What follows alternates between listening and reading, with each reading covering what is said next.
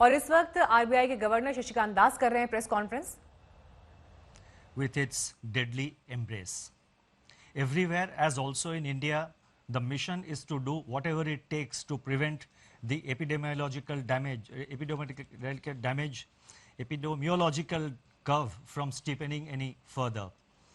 In this kind of an environment, the Reserve Bank of India has been very proactive and has been monitoring the situation very closely. The evolving situation is being monitored very closely, and you would have noticed that from time to time, almost every second day or third day, the Reserve Bank is coming out with certain announcements.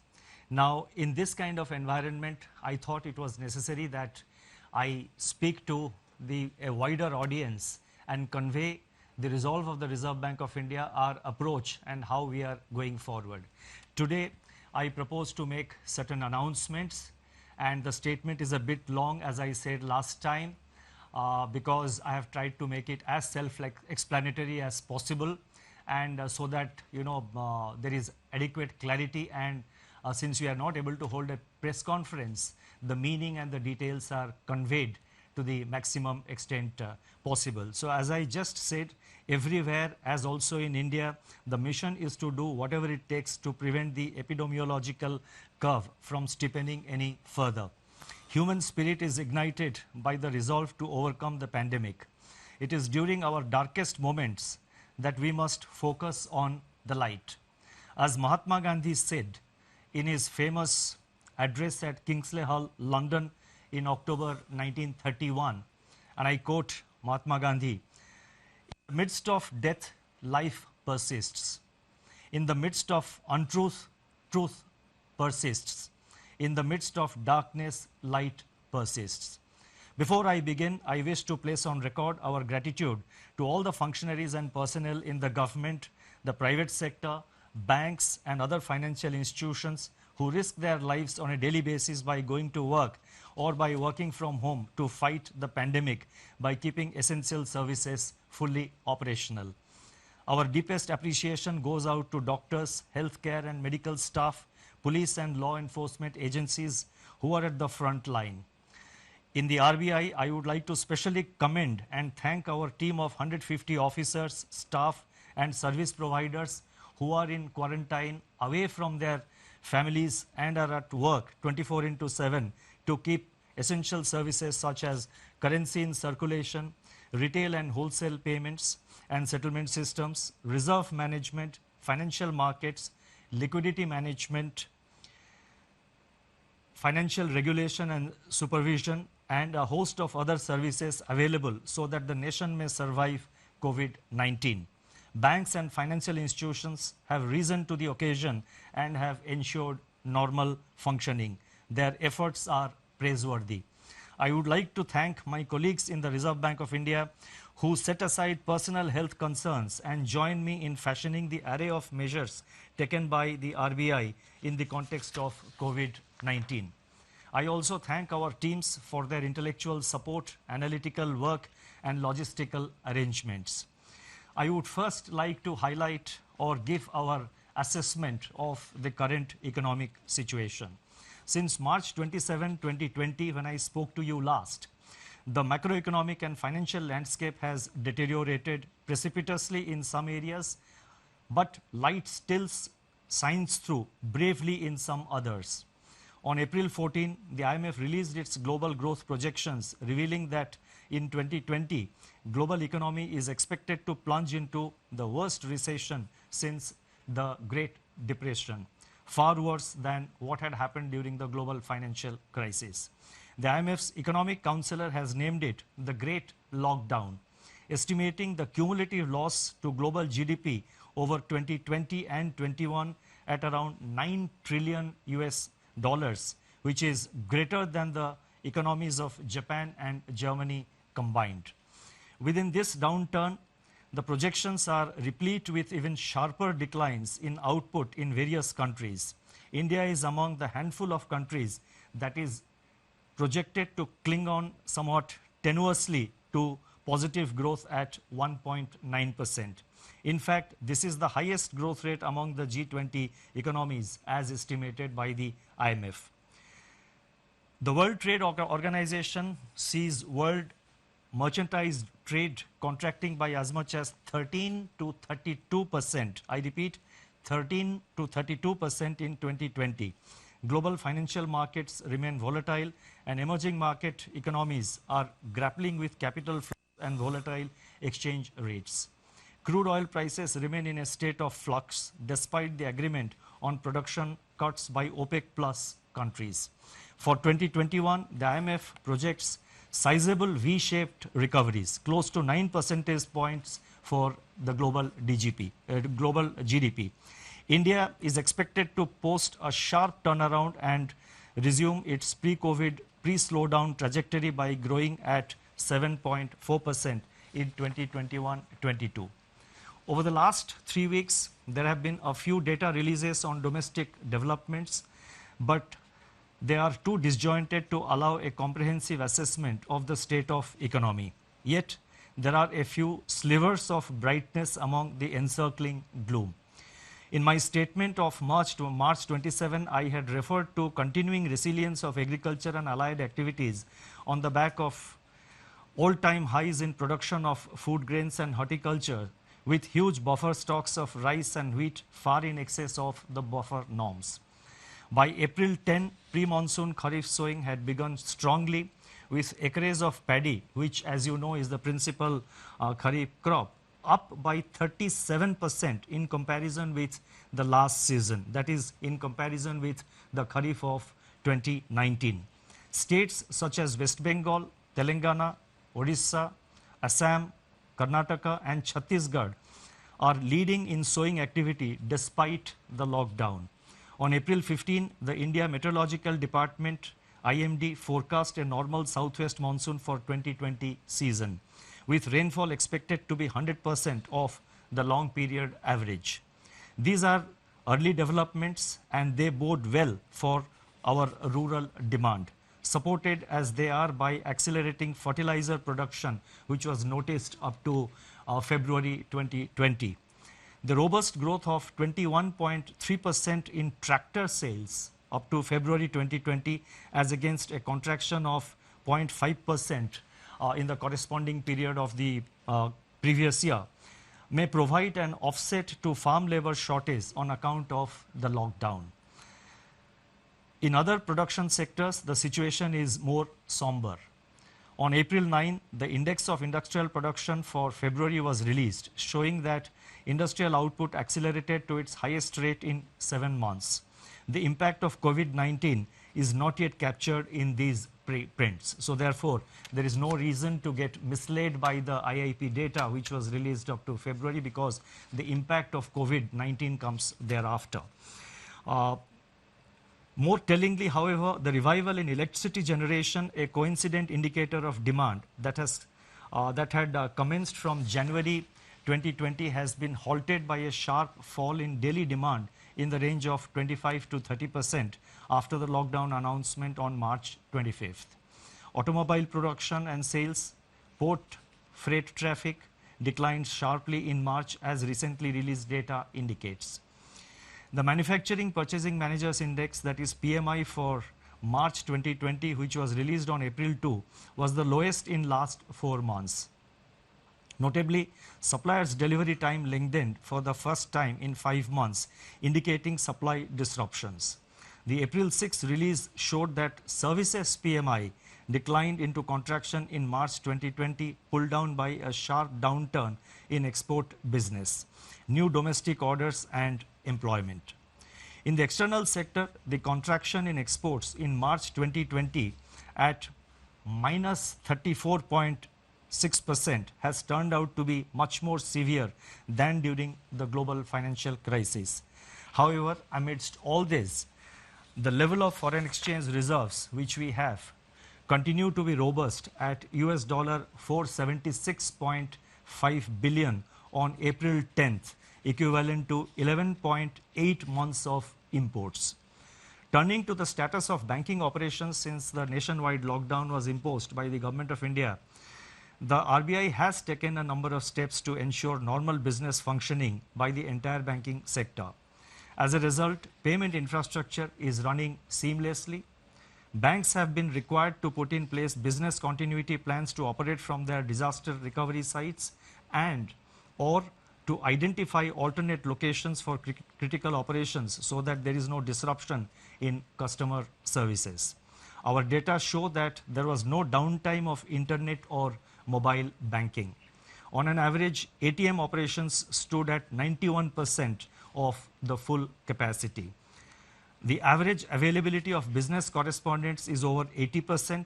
Regional offices of RBI have supplied fresh currency of rupees 1,20,000 crores from March 1 till April 14th to currency chests across the country to meet increased demand for currency in the wake of COVID-19 pandemic.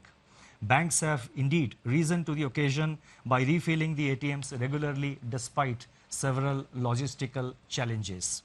In my statement of March 27, I had indicated that together with the measures announced on March 27, the RBI's liquidity injection was about 3.2% of GDP since February 2020 MPC meeting. And as you would recall, the February MPC meeting, the announcements were made, if I recall correctly, on 6th of February. So from 6th February 2020 till March 27th, including the announcement made on March 27th, RBI had injected liquidity of an amount equivalent to 3.2% of our GDP. Since then, that is since March 27th, surplus liquidity in the banking system has increased sharply in the wake of sustained government spending. Systemic liquidity surplus as reflected in net absorptions. I am talking about net absorptions, that is the difference between the taking into account both the reverse repo and the repo. So therefore, the systemic liquidity surplus as reflected in net absorptions under the LAF averaged at about rupees 4.36 lakh crore during the period March 27th to April 14, 2020. As announced on March 27, the RBI undertook 3 auctions of targeted term repo operations, that is TLTRO, injecting cumulatively rupees 75,041 crore to ease liquidity constraints in the banking system and distress financial markets. Another TLTRO auction of rupees 25,000 crore is being conducted today. In response to these auctions, financial conditions, now this is very important, in response to these conditions, financial conditions have eased. I correct myself, in response to these auctions, financial conditions have eased considerably as reflected in the spreads on money and bond market instruments. Moreover, activity in the corporate bond market has picked up appreciably with several corporates making new issuances. There are also some indications that redemption pressures faced by the mutual funds have also somewhat moderated. Against this background, and as I mentioned that we have been constantly monitoring the situation after considerable internal deliberation and after monitoring the evolving situation, and in our effort to see that the financial system is fully functional, the markets are fully functional, we have in RBI decided to announce certain additional measures, and I would now like to elaborate upon them.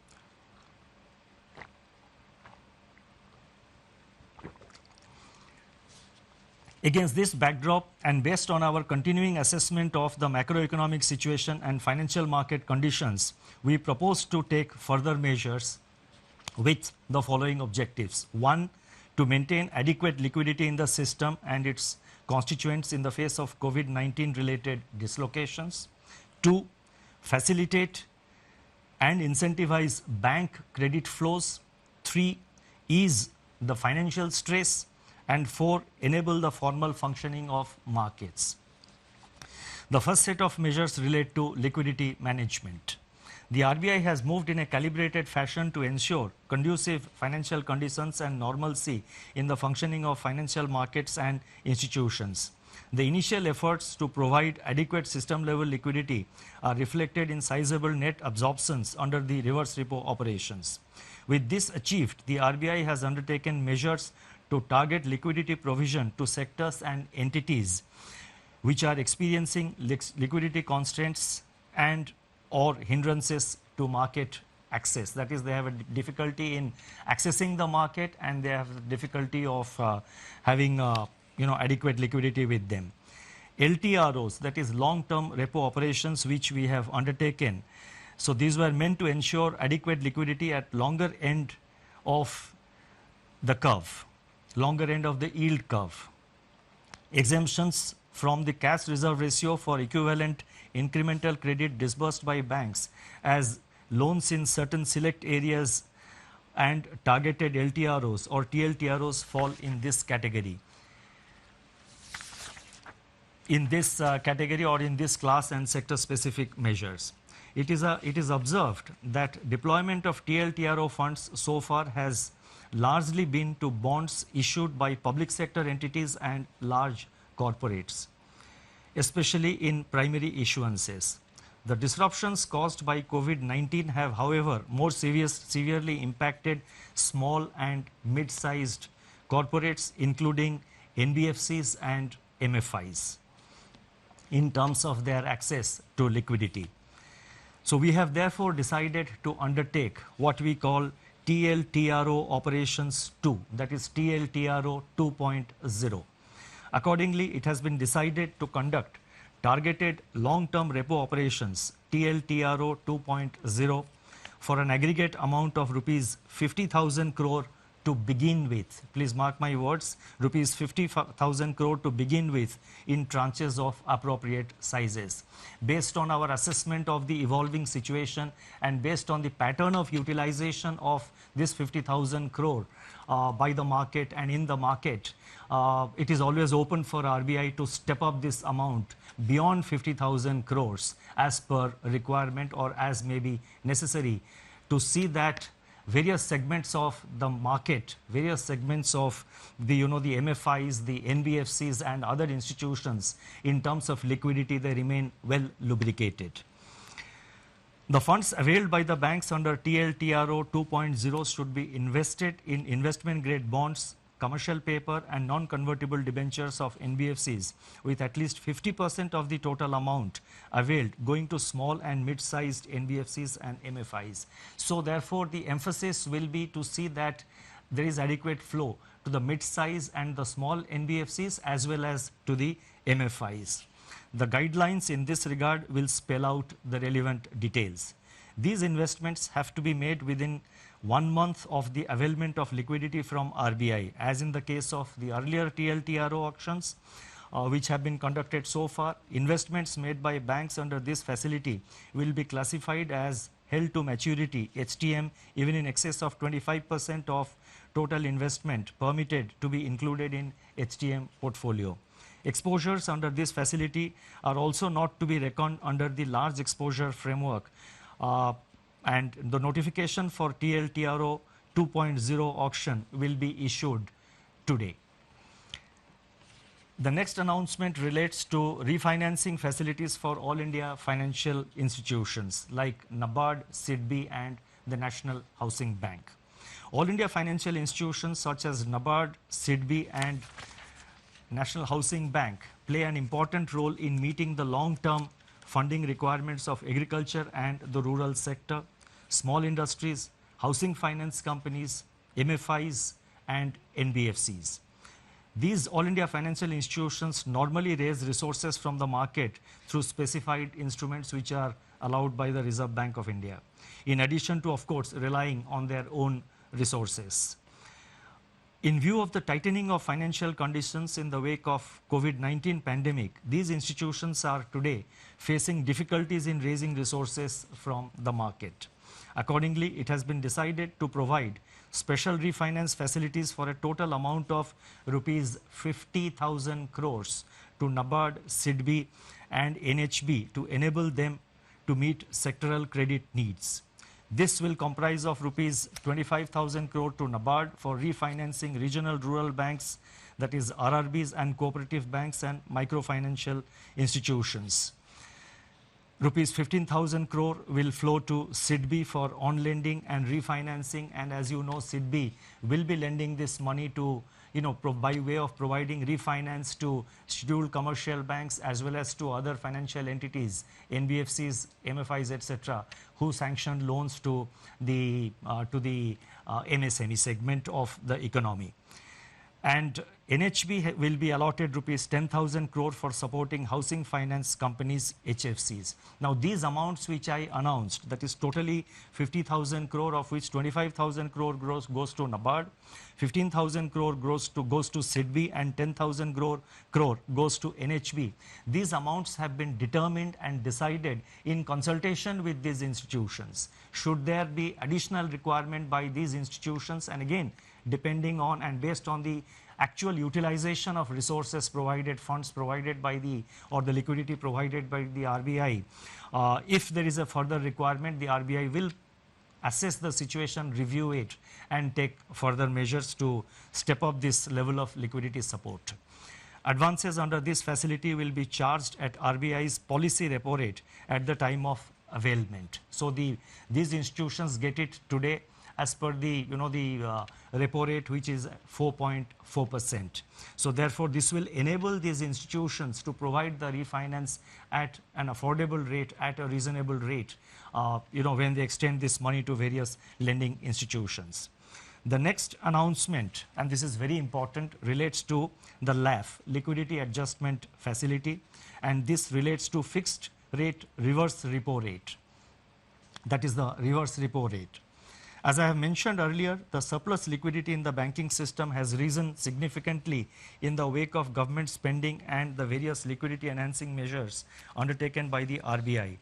On April 15, the amount observed under reverse repo operations was 6.9 lakh crore. Earlier, what I had given about the system liquidity, that was net. That is the difference between the repo and the reverse repo. What I am now saying is one way of flow at the end of every day, how much flows from the system into the RBI through the reverse repo window. That has been in the order of, on April 15th, the RBI absorbed rupees 6.9 lakh crore through the reverse repo window. So that much of surplus was available with the system. Now, in order to encourage the banks to deploy these surplus funds in investments and loans in productive sectors of the economy, it has been decided to reduce the fixed rate reverse repo rate under the liquidity adjustment facility by 25 basis points from 4% to 3.75% with immediate effect. So I repeat, the reverse repo rate is being reduced by 25 basis points from 4% to 3.75%. The policy repo rate, however, remains unchanged at 4.4% because that is a matter which is decided by the MPC, and also the marginal standing facility rate and bank rate, they also remain unchanged at 4.65%. The next announcement relates to ways and means advances for states. On 1st April 2020, RBI had announced an increase in the ways and means advances limit, WMA limit of states by 30%. It has now been decided to increase the WMA limit of states by 60%, by 60% over and above the level as on March 31st, 2020 to provide greater comfort to the states for undertaking COVID containment and mitigation efforts, and also to plan their market borrowing programs better. This we expect will help the states not to bunch up their borrowing program in the early part of the year, but to space it appropriately as per their requirement. The increased limit will be available, that is this increased limit of WMA up to by 60%. This facility will be available till September 30th, 2020. The next set of measures are related to regulatory measures. On March 27, 2020, the Reserve Bank had announced certain regulatory measures to mitigate the burden of debt servicing brought about by disruptions on account of COVID-19 and to ensure the continuity of viable businesses. Based on a review of rapidly evolving situation and consistent with globally coordinated action committed to by Basel Committee on Banking Supervision to alleviate the impact of COVID-19 on global banking system, additional regulatory measures are being announced today. So whatever regulatory measures we are announcing, they are consistent with the Basel guidelines.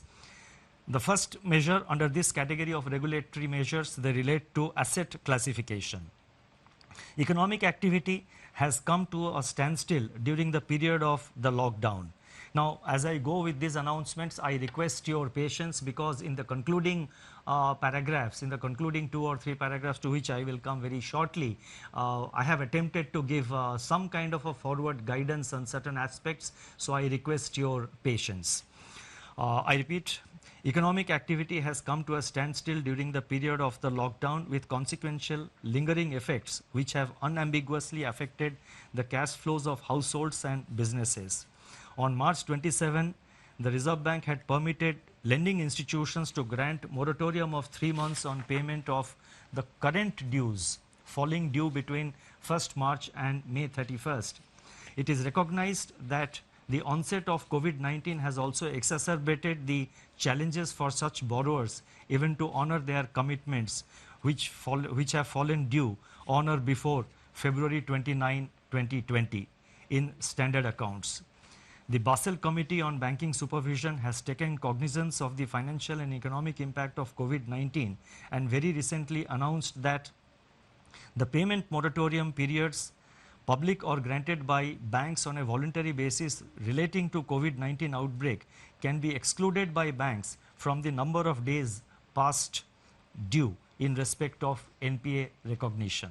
Therefore, it has been decided that in respect of all accounts for which lending institutions decide to grant moratorium or deferment and which were standard as on 1st March 2020, the 90-day NPA norm shall exclude the moratorium period. That is, there would be an asset classification standstill for all such accounts from 1st March to 31st May 2020. NBFCs which are required to comply with Indian accounting standards Ind AS may be guided by the guidelines duly approved by their boards and as per the provisions and as per the advisories of the Institute of Chartered Accountants of India in recognition of impairments. In other words, NBFCs do have the flexibility under the prescribed accounting standards to consider such relief to their borrowers. At the same time, we are cognizant of risk build-up in banks' balance sheets on account of firm-level stress and delays in recoveries. With the objective of ensuring that banks maintain sufficient buffers and remain adequately provisioned to meet future challenges, they will have to maintain a higher provision of 10% on all such accounts under the standstill, spread over 2 quarters, that is March, that is the quarter ending March 2020 and June 2020. These provisions can be adjusted later on against the provisioning requirements for actual slippages in such accounts. You see, while we are announcing certain forbearances, etc., for the banks, Reserve Bank, as the regulator of the banking system, has to ensure that our banks remain financially healthy over a period of time and in the long term. So therefore, while announcing certain prudential relaxations, we have to necessarily see that the banking system also remains healthy. So therefore, we have required them to make certain provisions, and in any case, we are saying that these provisions can be adjusted later on against provisioning requirements for actual slippages. Only if if the slippage doesn't arise, then the banks have adequate flexibility to sort of appropriately deal with it in their accounts. The next announcement relates to extension of resolution timeline. Under RBI's Prudential Framework of Resolution of Stressed Assets, dated June 7, 2019, in the case of large accounts under default, scheduled commercial banks, all India financial institutions, NBFCs which are non-deposit taking but systemically important, and deposit taking NBFCs are currently required to hold an additional provision of 20% if a resolution plan has not been completed within 210 days from the date of such default. Recognizing the challenges to the resolution of stressed assets in the current volatile environment, it has been decided that the period of resolution plan shall be extended by 90 days. The details of this announcement will, of course, be spelled out in the circular which will be issued. The next announcement relates to distribution of dividend. It is imperative that banks conserve capital to retain their capacity to support the economy and absorb losses in an environment of heightened uncertainty. It has therefore been decided that in view of the COVID-19 related economic shock, scheduled commercial banks and cooperative banks shall not make any further dividend payouts from profits pertaining to the financial year ended 31st March 2020 until further instructions. This restriction shall, however, be reviewed on the basis of the financial position of banks for the quarter ending September 30, 2020. The next announcement relates to LCR, liquidity coverage ratio. The Reserve Bank, and this is this is a norm which has been prescribed for the banks, as you would know. Reserve Bank has been proactively taking measures to address systemic liquidity issues through a slew of monetary and market operations. In order to ease the liquidity position at the level of individual institutions, the LCR requirement for scheduled commercial banks is, we have now decided that the LCR requirement of scheduled commercial banks will be brought down from, it is being brought down from 100% to 80% with immediate effect. I repeat, LCR requirement is being brought down from 100% to 80% with immediate effect. The requirement shall be gradually, however, restored back in two phases, 90% by 1st October 2020 and 100% by 1st April 2021. The next announcement relates to NBFC loans to commercial real estate projects. In terms of extant guidelines for banks, the date for commencement of commercial operations, DCCO, in respect of loans to commercial real estate projects delayed for reasons beyond the control of promoters can be extended by additional 1 year over and above the 1 year extension permitted in the normal course without treating the same as restructuring.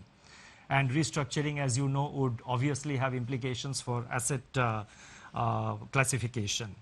It has now been decided to extend a similar treatment to loans given by NBFCs to commercial real estate. This will provide relief to NBFCs as well as to the real estate sector. Now, before I go to the concluding remarks, let me mention that the RBI, as I mentioned earlier, is monitoring the situation very closely. We are very vigilant about the developments, and whenever required, we will make necessary announcements. And so therefore, this is not the last of the announcements that we are announcing today to deal with the situation. As the situation warrants, we will be announcing new measures to deal with the challenges. Our effort is always to remain proactive and also to respond to the emerging challenges. Now, let me now move to the concluding portion of my remarks. In conclusion, I would like to review recent developments relating to inflation and the outlook without infringing in any way the mandate of the Monetary Policy Committee. The press release of National Statistics Office NSO on April 13, 2020 showed that CPI inflation for March 2020 declined by 70 basis points to 5.9%. This is, however, based on data gathered up to 19th March. The data showed a softening of food inflation by around 160 basis points on account of the easing of prices of vegetables, eggs, meat, fish, pulses, etc. In other categories of CPI inflation, pressures remained firm.